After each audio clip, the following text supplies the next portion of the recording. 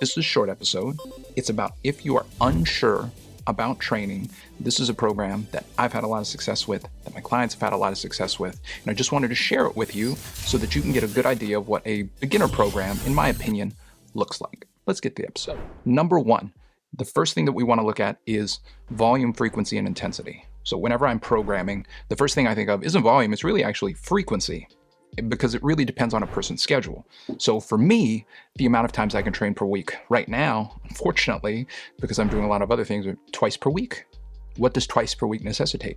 Twice per week necessitates total body programs. So that's for me at this time with my current schedule. Now, for you all who are just sort of beginning this bodybuilding journey and want a program that sort of is more attuned with growing muscle and sort of the general bodybuilding splits, this is my favorite program for that. First, it really matters how many times a week you can train. Again, like I was saying before, if it's less than it's 3 or less days a week, that's almost total body workout days. And I think a lot of people have sort of shifted to total body approaches.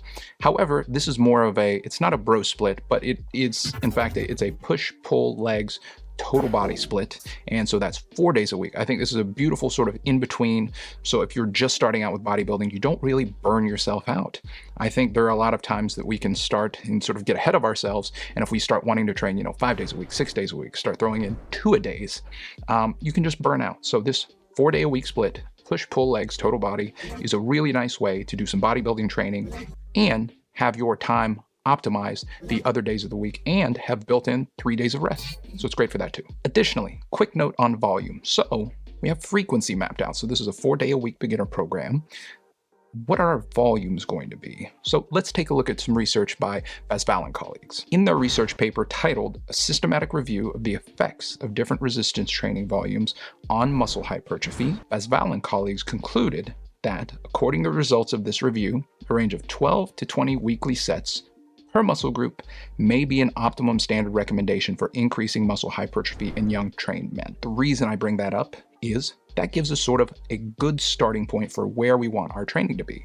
Do we necessarily want to start at 12 sets and then work our way up to 20? No, but it gives us landmarks to begin with. And I think that's always a great way to start. Day one is going to be your push day, and we are going to start out with dumbbell bench press. 3 sets, 5 to 10 reps. This gives you room to increase the sets as the weeks go along. Additionally, it's in the 5 to 10 rep range, so you can optimally recruit those type 2 muscle fibers.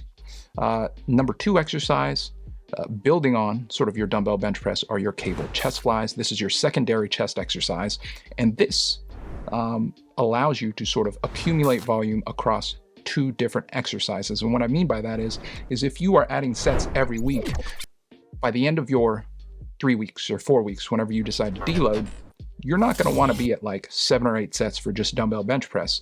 You're going to want to spread that volume out across a couple different exercises. And so you could be at like 5 sets for dumbbell bench press and 4 or 5 sets for cable chest flies. And so that's a lot of volume spread across 2 exercises instead of 1. Moving on to number 3, you're going to have your machine shoulder press. 2 sets, 5 to 10 reps. Not a bad starting point, because additionally, in addition to that, we're also going to be doing lateral raises, 2 sets of 10 to 20 reps. Now, shoulder press and lateral raises are lower in our workouts, so they're less of a priority than our chest. So these start out at fewer sets, and we might not progress them as much, but 2 sets for each is a good enough starting point. And similarly, we can do tricep dips or push downs. I would choose whichever one feels good for your body, and 2 sets of 10 to 15 reps. And so that sort of rounds out our day 1. Day 2, this is going to be our pull day. Let's take a look at that. Number 1, you're going to want to do pull-ups or lat pull downs. I personally prefer pull-ups. So this entire workout, if I didn't mention it, it's an upper body emphasis on back, chest, and then additionally a bit more volume for the quads, just because whose quads can't grow more? I know mine certainly could. So starting out with 4 sets, 5 to 10 reps of pull-ups. So if you can't do pull-ups, then obviously shifting to lat pull downs, this would be a good alternative. But if you can do pull-ups and you can do them in the 5 to 10 rep range, then you can begin adding weight to that.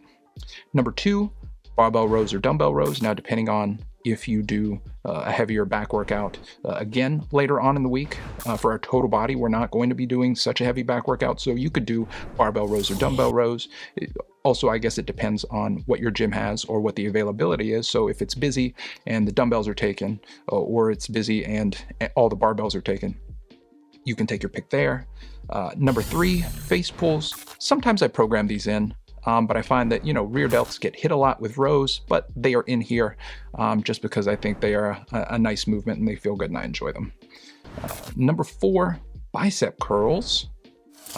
Only 2 sets. You're going to get a lot of bicep activation with your rows and your other pulling movements, so starting them on the lower end, and also, since they are not a priority for this particular program, starting in the 2-set range, 10 to 20 reps is a good place to start.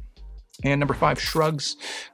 Always a low priority movement. Unfortunately, I feel like, tacking them on to the end there is almost mandatory for certain workouts, but 2 sets of 10 to 20 reps. Moving on to day 3. You've got legs on day 3, quads, hamstrings, calves. So number 1, picking a squat or a leg press variation, whatever you have at your disposal, and then, sticking to that throughout the length of this mesocycle. Your 4 sets, 5 to 10 reps. Arguably, you could go down to 3 sets, but for me and for people that I've worked with, I think starting in the 4-set range is all right, as long as you are respectful of your reps in reserve. Additionally, it's also the compound movement, so 5 to 10 reps. Number 2, leg extensions. 2 sets of 15 to 20 reps is going to be a good rep range for leg extensions. I think anything lower in the 5 to 10 rep range, just not really conducive to that type of a movement. So 15 to 20, and even 20 to 30 reps with leg extensions is going to be great. Moving on to number 2, remaining deadlifts, stiff-legged deadlifts, however you want to call that. 3 sets of 5 to 10 reps. Number 3, leg curls to go along with our RDLs, 2 sets of 10 to 20 reps. And I think this sort of pairing of exercises a lot of people do, sort of your RDLs and then your leg curls. And the cool thing about this is RDLs, certainly, they mess me up. And so I might only stick to 2 or 3 sets of RDLs, but I might choose to progress my leg curls even more. Like I might get 3 sets, 4 sets, 5 sets, just because the systemic fatigue on leg curls isn't as much as the Romanian deadlifts. So you've got that. Finally, ending with calf raise. It could be argued that you could do your calf raises first, especially if you got on the leg press. I would not fault you for that, just because the amount of fatigue they generate isn't that much, but we've got the calf raises in there. And then day 4, the total body day, which is a fun day because you get to train top to bottom, but this day is also going to necessitate a bit more of a warm-up. So be ready to warm up your upper and lower body when you're doing this. So day 4 is going to start out with deadlifts, 3 sets of 5 to 10 reps. Then you're going to move on to machine chest press. You're going to want to stick a bit of a warm-up in between there.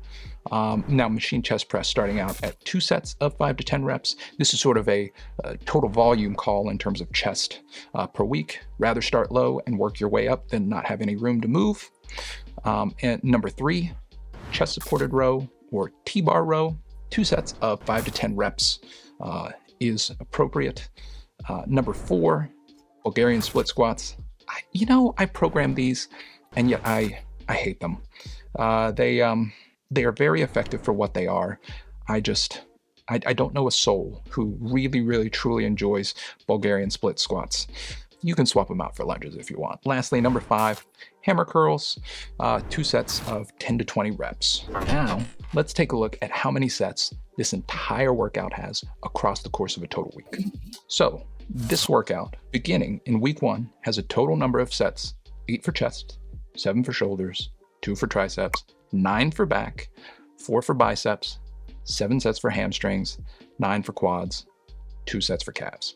Why start with your sets so low if I just told you that Best Violent colleagues found that 12 to 20 sets optimizes muscle hypertrophy?